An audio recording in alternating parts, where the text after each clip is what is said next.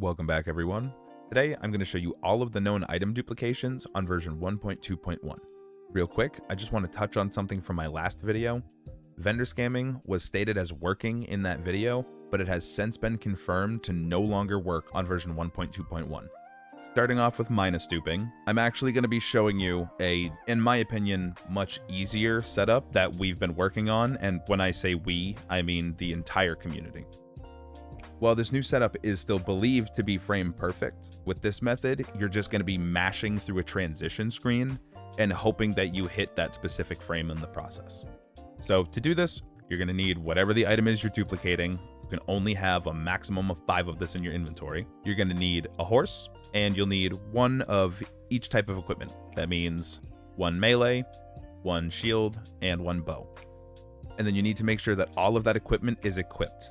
You're going to be using the bow to do this, as well as the sword, but make sure that you equip that shield, because from all of my testing, not having a shield equipped will completely break one of the steps.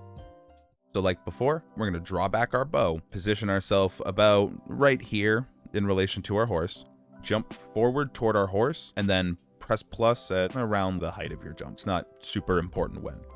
From here, scroll over to your bow menu and unequip that bow that you're currently drawing back. Now you're going to press minus, and we're going to load up a memory, but don't skip through this just yet.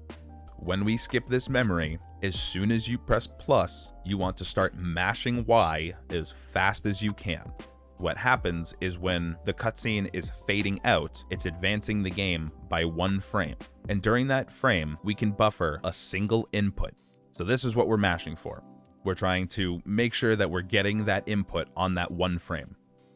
So press X and then plus to skip the memory, and as soon as you do, start mashing Y as fast as you can until the black screen is gone and you can see the memories again.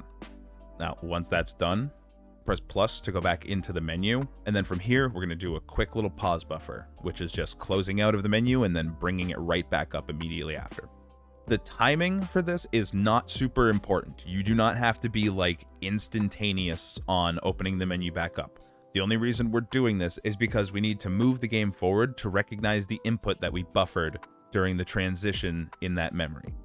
Otherwise, the game still hasn't executed the input that we loaded when we were mashing. The way that I like to do this is 2 thumbs, 2 hands, 1 thumb presses B, the other one presses plus after. And when you do this, you should see that Link kind of pops up in the air, sort of like he's doing a second jump in midair. When your menu comes back up, if you go to your materials, you'll see that you'll have the ability to hold items. That's how you know it worked. If Link doesn't do that second little hop, scrunches up and kind of starts falling back down, that means that you missed the input while you were mashing. Start over and try again. If you see that little second jump and you can hold the items when the menu comes back up, just follow the exact same steps as normal Minus Duping. Hold up all of the item that you're trying to dupe, and then once you've got all those held, we're going to go back into our adventure log with minus, and we're going to load up another memory. No mashing for this one, you can just skip through it. Once that's done, press plus, go back into your menu, and you should see that you're holding no items anymore. If you're still holding items after the memory, this means that you did this whole process without a shield equipped. Equip a shield and start from the top. Now, if you did it with a shield on, and you come out and you're not still holding anything, then go ahead and press X and hold up all of the items that you were holding before we watched that memory. Press B to close out the menu. You should land on top of your horse, and you'll see that the items that you were holding will desync and fall straight onto the ground and start tumbling around. From here, it's just hold down R, up on D-pad, navigate to the item you're looking to duplicate. It'll show as 0 in the menu, and then throw however many you're holding. If you're holding 5, throw 5. If you're holding 2, throw 2, and so on and so forth. Once all of that's done, jump off of your horse, and the items that desynced will snap back into your arms. And then, very important, press A to drop those items on the ground and then pick them back up with everything else. Once you've done that, you're all done. You'll have successfully doubled the items that you started with. As always, this can be done to a maximum of 21 items. To do this, only pick 5 up off of the ground and just leave the rest there in a pile. Use those 5 to redo the glitch till you have 21 on the ground, and that's when the game will start despawning them. Moving on to the infinitely easier method. I promised this in the last video, so I'm here to deliver. I'm going to show you how to do MTD. MTD works sort of the same, but also a bit differently than it did before. And there's now 2 different ways that you can use this. One of them's a bit harder in my opinion, and it seems a bit more tight on the timing. So I'm going to be showing you the method that I think is a lot easier and a lot more consistent.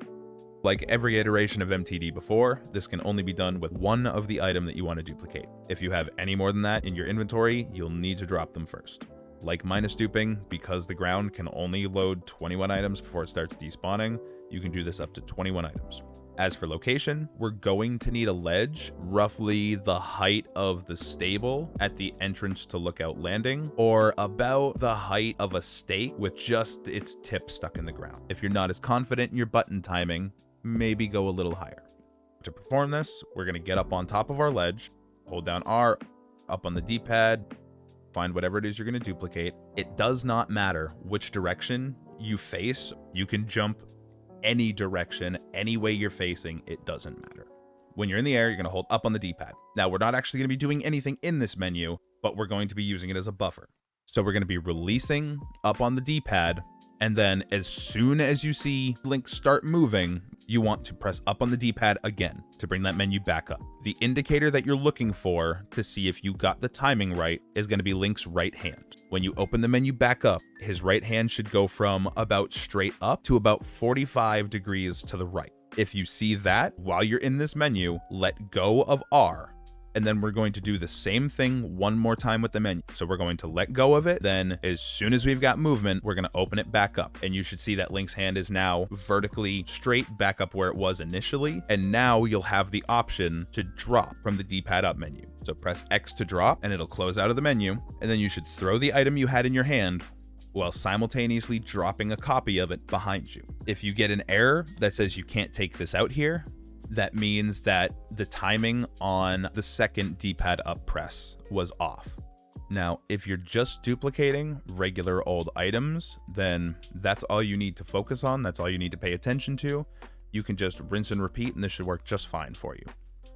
If you're doing this with elemental items or thrown effect items, when you press to drop that item before the visible throwing animation, Link needs to make contact with the ground. He needs to land from his jump in between you pressing X to drop the item and him physically throwing it in the game. If Link throws the item before he touches the ground, it will not go forward, and instead he will spike it straight into the ground in front of him and blow up you and the item. You need to be on a low enough ledge, or you need to delay your timing so that way you drop the item before hitting the ground, but throw the item afterward. Once you've thrown the item, you need to immediately hold L to bring up your rune wheel, so that way you can bring up recall. Then you recall the item that you threw to prevent it from exploding. But there you go. As promised, this is how you perform MTD on 1.2.1. That's going to do it for this one.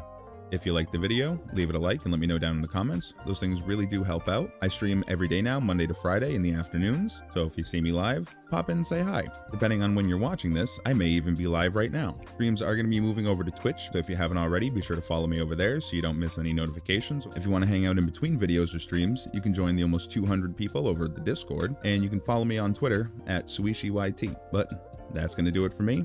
I'll see you next time.